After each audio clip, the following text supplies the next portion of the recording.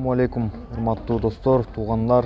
Менин каналымдын көрүүчүлөрү, сиздерге барыңыздарга чоң салам. Прагадабыз, Кудай буйрса. Биринчи каденция бүтүп, Кыргызстанга отпускага кетип атабыз. Азыр Прагада аэропорттомун, Стамбулга учам. Стамбулдан Бишкекке учам буйрса, туугандар. Көптөн бери видео чыгарбай, эмелер көбөйүп кетти, суроолор. Суроолор көбөйүп кетти, ошол кол бошобой мен да көптөн бери чыгара албай, видео тарта албай, эми кол бошоп, ушул убакыттан пайдаланып сиздерге ошол суроолоруңуздарга жооп берем, туугандар. Азыр биз Прагадабыз, биринчи каденция бүттү. Кудай буйрса бир айга барып, Кыргызстанга барып эс алып, кайра келебиз, кайра эле жумушка чыгабыз буйрса, туугандар. Анан сиздерден келген Инстаграмдан, ТикТоктон, комментариядан келген суроолор баарыга жооп берем буйрса. Мурдагы чыгарган видеодо чыгарган суроолор эле кайрадан бериптирлер, ошолорго да бир катар суроолорго жооп берип кетейин, туугандар. Европага келиш үчүн неден башташ керек деген суроо экен биринчи. Биринчи эле очередте праваны алыш керек, С категорияда праваны алыш керек. Права алгандан кийин 5-6 ай минимум стаж болуш керек. 5-6 ай стаж болгондон кийин фирма эме алыш керек, чип карта. Мен Евгений деген эме чип карта жасап берчү орустун номерини описаниясына калтырам, туугандар. Ошого жазсаңыздар, Кыргызстанда туруп эле бүтүрсөңүздөр болот. Праваны алгандан кийин ошол чип картаны алыш керек. Чип картаны алгандан кийин мен азыр бир катар жакшы фирмаларды, ошо кыргыздар көп иштеген фирмалардын номерлерин таап койдум. Описаниясына кирсеңиздер, ошол жакта фирмалардын номерлери, аттары жана номерлери болот, туугандар. Ошолор баарыны жазып койдум. Ошолорго кайрыласыздар. Мен ушундай водительмин, Кыргызстан гражданинимин. Чип картам бар, правам бар, машина айдаганды билем, фура айдаганды билем деп туруп жазсаңыздар, алар сиздерге документтериңер жөнөткүлө дейт. Ошол эме кылган документтер жөнөтөсүздөр. Сураган документтер, паспорт, права, чип карталарды жөнөт десе, ошону жөнөтөсүздөр, туугандар. Ошол баргандан кийин сиздер алар карап көрүп, сиздерди жумушка ала турган болсо, сиздерге пригласительный жөнөтөт. Почта аркылуу индекс номерге жөнөтөт, же болбосо эмеге жөнөтөт. Через бирөө Литвадан кетип аткан кыргызбы, бирөөлөр боло турган болсо, ошолор аркылуу жөнөтө берет. Себеби ошол тез келет почтага караганда. Ошону алгандан кийин ошол өздөрү айткан документтерди чогултасыздар, баардык документтерди. Нисудими алыш керек. Нисудими алгандан кийин Литвадан келеби, Польшадан келеби, кайсыл мамлекеттен келип турган болсо, ошол Польшага апостил бастырасыздар. Ошол Нисудимиге эле ошо полиция, милициядан, МВДдан барып туруп эле ошол алган жерден, Нисудими алган жерден эле эме бастырасыздар, жанагы апостилду бастырасыздар. Анан керектүү документтер, мисалы үчүн медосмотрдон өт деп калышы мүмкүн. Ар кандай ар бир фирманын өзүнүн условиясы бар да. Ошолорду эме кылып туруп, основной посольстволор эмеде, Казакстанда, Алматы, Астана жакта, бирок Польша эмелердики, Польша, Литвалардын посольствосу эмеде болот, Алматыда. Анан ошол жактан электронный очеред алып туруп, ошол айтылган убакытка барасыздар. Документтерди чогултуп алып туруп, анан консулский сбор деген болот, ошол төлөш керек. Где-то 65 евро, ар бир эменики ар кандай 100 евро, же 100 евродон ашкан болушу да мүмкүн. Ар бир консулдук ар кандай. Биз 65 евро төлөгөнбүз Словакияда. Польша менен эменикини билбейт экем, Литваныкыны. Ошондой, туугандар. Ошол жерден виза берет, например, 10 айга же 1 жылга рабочий виза бере турган болсо, келесиздер. Европага ошол айткан жака билет алып туруп, ошол виза менен келесиздер. Виза 2 жумада келет. 2 жумага келгенден кийин билет алып келесиздер. Келгенден кийин бул жактан сиздерге код 95, анан бул жака керектелүүчү кагаздарды өздөрү бүтүрүп жумушка чыгарат. Кээ бир фирмалар экзамен алат, кээ бирлер албайт, ар кандай. Мисалы үчүн бизден алган эмес, бирөөдө алып, эме экзамен алган эмес. Анан эмеге чыгарат, стажировкага чыккандан кийин примерно 20 күн, 1 айда уже үйрөнүп, режим трудоотдукту үйрөнөсүң да бул жактачы. Канча айдаш керек, канча эс алыш керек, паузаны, кандай жерлерге түшүш керек, анан эме загрузка, выгрузка, смер толтурганды ошол үйрөтөт. Үйрөткөндөн кийин даяр болсоңуздар машина берет. Машина берип, анан ошону менен 3 ай, 4 ай, 2 ай деле иштеп кетсе болот. Минималный каденция 2 ай иштейсиң, 2 айдан кийин үйүңө барып эс алып келсең болот. Ошол виза менен эле. Анан 3-4 ай өткөндөн кийин ошол визанын негизинде полицияга ВНЖга тапшырса болот. ВНЖга тапшыра турган болсоң, сага ВНЖ берет. Ошол ВНЖ менен кирип чыгып жүрө бересиңер. Мен азыр ошол ВНЖ менен өттүм. Визам бүткөн да меники уже ВНЖ менен кирип чыгып жүрө берем. Даже Россияга караганда жеңилирээк болот ВНЖ алгандан кийин. Себеби Россияга барганда баягындай документтер көбөйүп, регистрация, медосмотр деген нерсе болот го, бул жакта андай нерсе жок. Ошентип келип иштеп жүрө бересиздер туугандар. Анан көпчүлүк суроо бериптир, тил маселеси кандай болот деп. Бул жакта мен билгенден бир 90% эле кыргыз, өзбек туугандарыбыз тил билбейт, эч кандай тил билбейт. Загрузка, выгрузкада ошол керектелүүчү сөздөрдү жаттап алып, эме смрди алып барсаң өздөрү түшүнөт. Өздөрү могу рампага кой дейт, ач дейт, өздөрү түшүрөт, смрге печать басат. Ошентип эле жумуш кылып жүрө беребиз туугандар. Тил билген жакшы өзүчү, бирок тил билген жакшы. Эгерде тил билбей турган болсоң, ошол мен тил билбеймин, бардык нерсем бар, тил тоскоолдук кылып калган болсо, коркпой эле келе берсеңиздер болот бул жака. Анан мен бир катар номерлерди калтырамын астына, ошолорго чалып, сүйлөшүп көрүңүздөр. Анан эми Европага келиш не себептен? Мисалы үчүн азыр Украина менен Россияда чоң уруш болуп, Россияга көпчүлүк мамлекеттер санкция жарыялап, Россияда жумуш азайып, кризис болуп, рубльдин курсу түшүп кетти да. Мен билгенден азыр 10 000 жөнөтсө бир 8,5 миң сом болот экен. Евронун курсу биз 92-93 боло турган болсо, азыр болсо 100дөн ашып кетти. 106-107 миң болуп калыптыр, 1000 евро болсо. Ошондо бир примерно 1700-2 миң евро тапсаңыздар болот. Анан расход жөнүндө кандай расход кетет? Биз мисалы үчүн 200 миң тапсак, анын 100 миңи, 50 миңи расходко кетип калабы деген туугандарыбыз болуптур. Жок туугандар, бул жакта продукттан ценасы ар жерде ар кандай. Кээ бир арзан жерлерде, мисалы үчүн Испания, Чехия, дагы бир башка мамлекеттерде арзан эле. Кыргызстандын эле наркындай продукт аласыздар, халал эттер бар, арабтардыкы, түрктөрдүкү, толтура магазиндер бар. Ошол жактан халал эт, халал колбасаларды, продукттан алып туруп тамак кылып жеп, эме кылсаңыздар бир где-то 150 евро, средний 150 евро кетет продуктагачы. Анан бул жакта Европада иштегендин жакшы бир жагы бар. Мисалы үчүн биз Москвада иштеп жүргөндө суббота, воскресенье чогулуп, плов жеп, чайханаларга барып, торговый центрлерге барып, KFC'лерге барып, акча жакшы чогулбачы. Мисалы үчүн 60 миң, 70 миң акча алсаң деле ошону квартплатка, тиякпайга кетирип отуруп, аз эле акча калчу да. Бул жака келдиң, ошол продуктага мисалы үчүн 2 миң, 2,5 миңден алган кыргыз балдарды билем мен. Даже 3 миңден алгандар бар. Мисалы үчүн Англияга каттаган кыргыз жигиттер бар. Күнүнө, суткасына 100 евродон алаттар да. Ошондойлор бар. Примерно 3 миң евро, 2 миң евро айтып коеюн.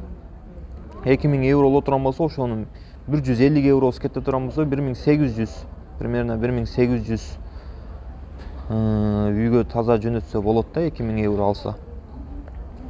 Анан намаз окусак болобу дейт. Ооба, туугандар, намаз окуганга бемалал шарт бар. Сен эч ким токтодуң, андай мындай деп эме кылмай жок. Мисалы үчүн каалаган жерде токтойсуң, намазыңды окуп аласың. Бул жака келгенден кийин касыр мусапыр болобуз да. Мусапырда баягындай жеңилдик намаздар бар. Мисалы үчүн пешим менен асырды чогултуп, баягындай касыр деп коебу, жам кылып окуй турган эмелер бар. Намазга эч кандай эме жок. тоскоолдук жок, башка жок, намаз окусаң сени эч ким эме кылбайт,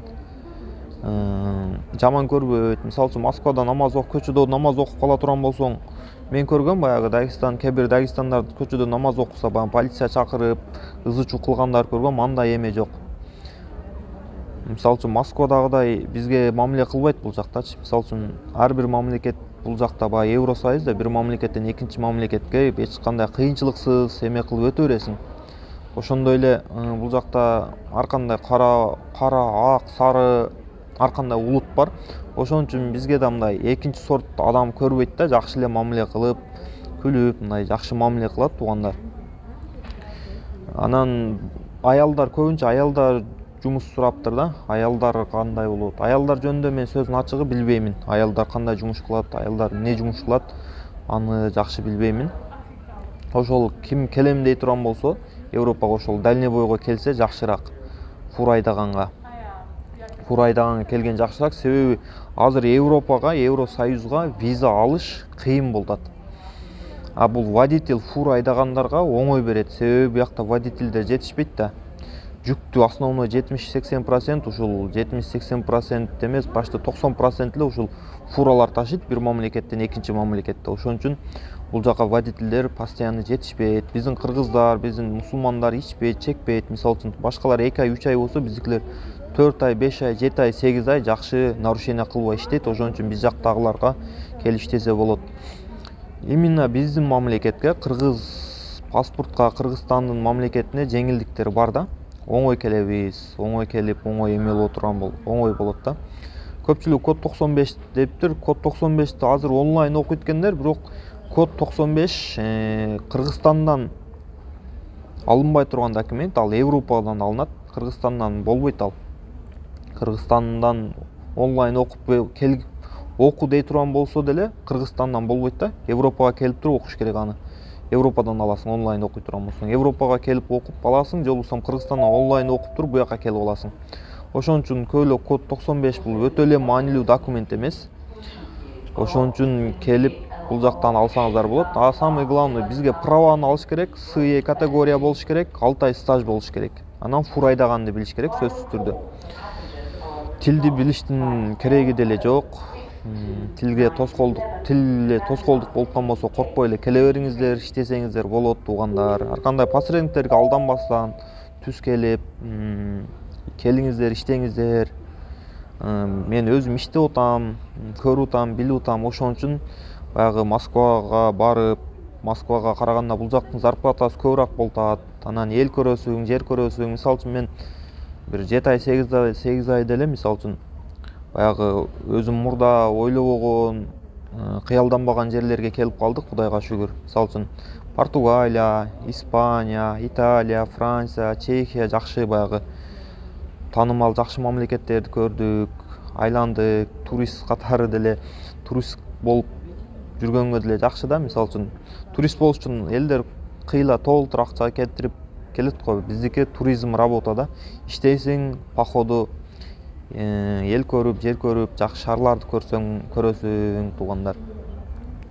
Ошондой туугандар, дагы суроолор болсо, эмелер болсо, Instagram баракчам калтырам, ошол жака жазсаңыздар болот. Анан Telegram канал бар бул жакта кыргыздарда, ошонун описанияга ошонун ссылкасын калтырам, ошол жака кирип маалымат алсаңыздар болот. Фирмалардын номерлерин калтырам, ошолорго чалып сурап көрүңүздөр. Болбосо Facebook'тан, Яндекстен, Google'дан работа дальнобой Европа деп туруп кирип, ошол жерде толтура, анан описаниясына кирип элдер эмне комментарий жазган, ошолорду көрүп эме кылсаңыздар болот. Анан бир-экөөлөр сураптыр, Хейгелман жөнүндө эмне айтасың, кайсыл фирманы совет бересиң депчи. Мен туугандар эч бир фирмага чакырып эме кылбайм, мен мындай айтып коем, ушундай фирмалар бар, кыргыздар бар депчи, келиш өзүңүздөрдөн да. Мен билгенден кыргыздар эмеде иштейт көбүнчө. Гиртекада эң көп иштеген кыргыздар менин оюмча. Экинчиси Baltic Trans Line'да, анан Хейгелман деген фирмаларда иштейт туугандар. Элдин көпчүлүгү ошол фирмаларда иштейт. ошолорго келсеңиздер болот, акчасын алдабай берет дейт. Анан бир экөөлөр айтыптыр, сен жака барсак болобу, сенин фирмаңа барсак дегендер бар экен. Менин фирмам Словакияда туугандар. Менин фирмама келиш үчүн келсеңиздер сразу жумушка чыга албайсыздар. Келип бир ай, 2 ай документ күтүп, ВНЖ күтүп калышыңыздар мүмкүн. Наркы фирмаларда сразу эме менен эле кетсе болот, баягы виза менен эле иштеп кетесиңер, рабочий виза менен. Биздики келип ВНЖ күтүп, квартирага төлөп, көп документтер чогултса көп убакыт кетип калышы мүмкүн, анан көбүрөөк расход болушу мүмкүн туугандар. Анан бизге кандай иштейсиң дегендерге, мисалы үчүн мондайда биздин өзүбүздүн диспетчер болот. Мисалы үчүн 10-15 водительге бир диспетчер болот. Ал сага загрузка берет, анан выгрузка берет. Мисалы үчүн могу жерге барасың деп туруп координат берет. Ошол координатка барып туруп, өзүнүн РФ номер деп коет. Ошол РФ номерди көрсөтсөң, сага жүгүңдү жүктөп берет. Анан экинчи выгрузканы берет, жолду берет. Ошол жолду терип алып туруп, ошол жол менен кете бересиң. Ошол айтылган убакытка барасың, ошол СМРди көргөзсөң, ал айтат, мондай жерге могу рампага коесуң. Ошол рампага коюп туруп, жүктү түшүрөсүң. Жүктү түшүрүп туруп, анан ал жерге жүктү принимать этип алдым деп туруп СМРге печатын басат. Печат баскандан кийин сен эмеге жөнөтөсүң, диспетчерге. Диспетчер анан сага кайра эле ошентип жумуш берет, ошентип эле айлана берет туугандар. Режим труд отдых болот. Мисалы үчүн биринчи жумада бир 24 саат эс алсаң, кийинки жумада уже 45 саат эс аласың. Сөзсүз түрдө эс алыш керек. Максималдуу түрдө 10 сааттан ашырбайсың бир жумада 2 жолу. Анан 4 жолу 9 сааттан ашырбайсың максималдуу түрдө, ошондой. Кээ бирлер баягындай айда деп калат, нарушать эт деп калат, 1 саат 2 саат айда деп коет. Ал өзүңдүн укугуң. Өзүң укугуң, анан айдабай койсоң болот. Анан дагы бир айтып кетчү нерсе туугандар, бул жакта ал кандай билбейм, бирок бизде случай болду. Биздин фирманы мага жамандап, сен фирманы жамандаптырсың, YouTube'га чыгарып аттыр, арзымат деп менин начальнигиме ошентип кээ бирөөлөр жамандап койгон экен. Менин начальнигим сен менин фирманы жамандап аттырсың деп эме кылды. Мен айлыгыңды бербей, мен ана мына деп, анан 1-2 жолу жакшылап айттым, болбоду эле. Анан жаздым. Я с тобой не хотел конфликтовать. Сен менен эч кандай урушуп турган ниетим жок болчу. Раз сен мага акчамды бербейм деп чечкен болсоң, мен сени менен через посольство, через полиция, через профсоюз чечебиз десем, уже 2 күндө уже зарплатамды которуптур да, бир тыйыны кача калтырбастанчы. Бул жакта закон жакшы эле иштейт. Көрүнгөн жерде гаилер токтотуп, көрүнгөн жерде гаилер жашынып токтотуп, документтерди текшере бербейт. Мен 7 ай иштеген болсом, 2 жолу түштүм. Ошо өзүм нарушение кылганым үчүн түштүм. Көрүнгөн жерде камера жок. Биздин Москвадагыдай, Кыргызстандагыдай көрүнгөн жерде эле баягы повышение скорость, камералар жок. Камерадан пока Кудайга шүгүр эми алган жокмун. Штраф. Кээ бир туугандар бар, 2 жыл фура айдаган, бирок бир жолда полицияга түшкөн эмес, бир жолда штраф алган эмес. Туугандарыбыз бар туугандар. Эми биз колдон келген маалыматты беребиз туугандар. Анан сиздер комментарий жазып, лайк басып, ушу элдер менен бөлүшүңүздөр. Мүмкүн сиздер келбесеңиздер, башка бирөөлөр издеген маалыматтар болуп калса, пайдабыз тийип калаттыр. Видеого лайк басып, элдер менен бөлүшүңүздөр. Кийинки видеолорго буюрса аманчылыкта жолугайлы. Колдон келишинче билген маалыматтарды беришке мен сиздерге аракет кылам туугандар.